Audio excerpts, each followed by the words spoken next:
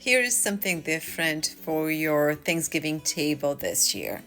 This pumpkin strudel is super easy to make, and instead of giving you detailed instructions on how to do it, I'm just gonna list the ingredients below the video, and all you need to do is basically combine them on a stove top for about 10 to 15 minutes and then roll them in a phyllo dough.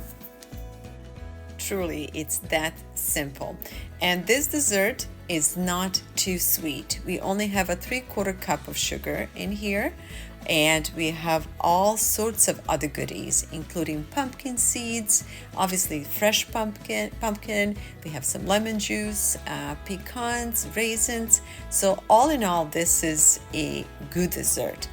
And once you prepare the pumpkin, just roll it in a phyllo dough and bake it on 350 or 375 for about 35 minutes.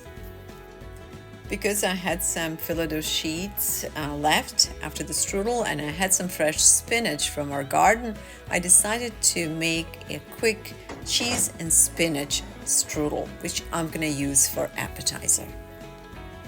The pumpkin strudel, it's best served hot with a little bit of ice cream on the side and some real maple syrup.